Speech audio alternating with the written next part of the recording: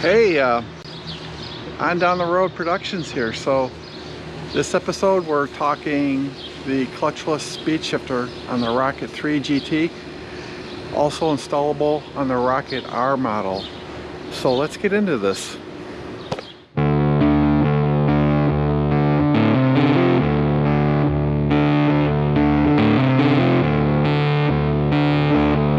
Hey, welcome back to the channel. Hey guys, I'm in downtown Romeo right now. Late lunch, late ride, but today we're talking about this speed shifter here, clutchless speed shifter, and some tips and great ways to use it, and why it makes the bike better and safer in our opinion. And if you own a manual transmission bike in general, but if you own a Triumph Rocket R or Rocket 3, you're going to want this, right? You know, it's just a great thing to have on a bike like this. The fun factor was already there with the Rocket, obviously, and you know, being able to click up, click down, right? Going into turns or accelerating, right? It's just been a really great, fantastic improvement to the already great motorcycle that Triumph Motorcycles has made. I also too want to comment about the hill hold for the Rockets. It's excellent. You know, you apply it and it stays applied. I think the Goldwing is only 5 seconds on the hill hold, which I think is wrong. It's just too quick, and I thought it was 3 seconds, to be honest with you. I don't know where people are claiming 5. I read 3 seconds, but you know, I could be wrong. You know, even 5 seconds is better than 3, right? So, anywho, back to this quick shot through downtown Romeo and this clutchless speed shifter. I have found out that if I ride with my clear visor up, bugs come into my helmet here. I had a nasty bee back there. So let's get into this episode. Alright guys, so what I have here are 5 insights, perspectives, tips on the speed shifter on the Rocket. And my first one is that you can still use the clutch. I'm doing it right now just to show everybody. I'll go into third. Right, so if you want to preserve your original fuel economy, you could probably do it this way, right? So just showing that to you. And not so bad, eh? You don't even know it's got a speed shifter on it at that point. Okay, tip number 2. We'll see how long this lasts. My little reminder for my 5 points. Tip number 2 is going from first to second, right? You're going to want to make sure when not using the clutch going from first to second, you want to make sure you use a little bit of force to get it into second gear, because the bike may wind up in neutral.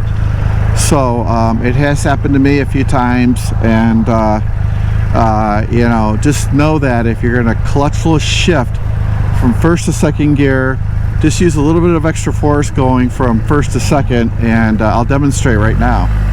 We're in a turn, right? So here I am in first, right? You see my foot down there, and I'm doing this gradually. I'm just going to go from first to second without using the clutch. Went right in, right? But I was making sure, and I'm still clutchless shifting. Amazing. I gotta tell you, the bike just flies like this, you know, without getting out. You don't have to get into the Rocket anymore. You know, rip open the throttle. You're just up and running.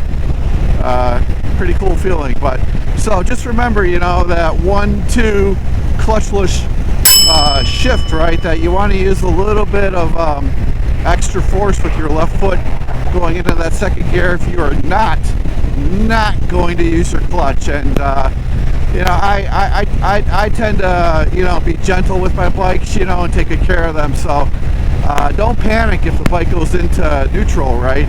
It's not the end of the world. You can still, you know, get it up there, and you know, the throttle needs to be open, of course, to upshift with the clutchless shifter. So Nothing wrong with the shifter. It's just, you know, something to be cognizant of.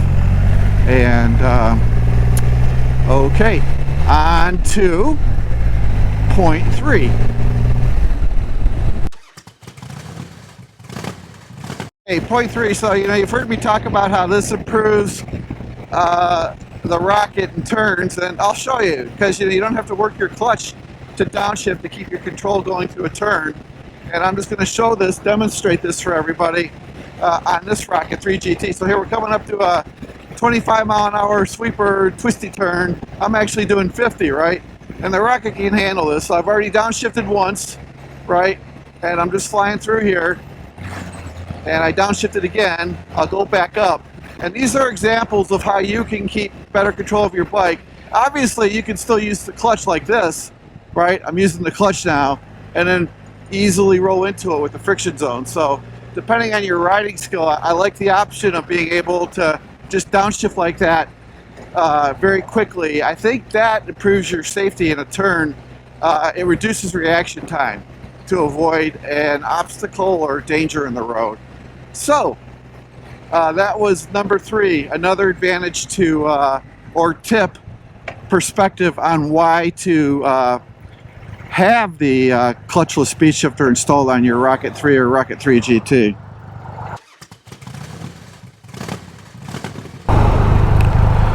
All right, tip number 5. Like I've said, tip number 5 is as long as that throttle's open, you can upshift, right?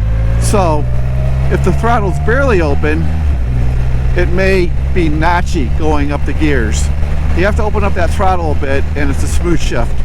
A lot of people don't realize that, and just know that, you know. That's why, you know, when I got on the Honda manual, right, I was used to keeping my throttle open a little bit. It sounded like I was revving gears, and I really wasn't doing that intentionally. I'm just so used to riding this bike, right? And that's tip number 5. You will take a fuel economy hit with the clutchless speed shifter, right? You know, it's just going to happen. Our mileage drop probably 3 to 4 miles to the gallon. I'm not talking like being out on the highway. I'm like talking doing stuff like this. You'll go through your fuel quicker, right? Because that throttle's got to be open to go up the gears. And for other reasons I've stated prior to in this video, it's you know, comes with the territory with the clutchless speed shifter. But like we said with tip number 1, you can still use the clutch and just float around like that and restore your fuel economy very quickly. We have another video out there about the importance of using premium fuel on the Rocket.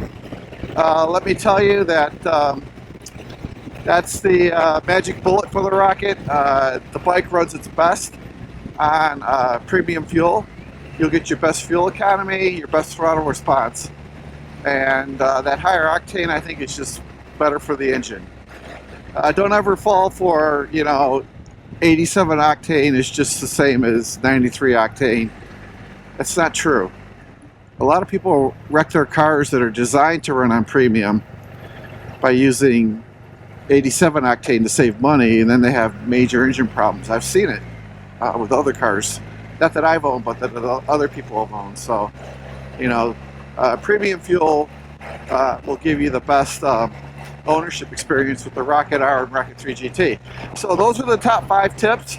And, you know, in summary, you can keep your fuel economy on the Rocket, which can be 36 to 38 miles to the gallon, which is casual riding, by using the clutch. If you use the clutch, you're going to take a fuel economy hit. Going into turns, not having to use the clutch, if you so desire, if you're an experienced rider, increases your reaction time, right? It's just one little thing you don't have to do in split seconds if it means saving your life or executing a turn better. And going from first to second without the clutch, just use a little bit more force going into second gear so you don't wind up in neutral. And you know, highly recommend it for the Rocket motorcycles. For most manual motorcycles, I recommend a clutchless shifter. And guys, just thank you so much for being here for this episode. Like we always tell you, keep burning down the road. You know, you get knocked down, get back up, Don't let anyone else go onto your dreams. Keep your dreams to yourself and just get it done, right? Go out there and do it. And we'll see everybody next episode on Down the Road. Salute.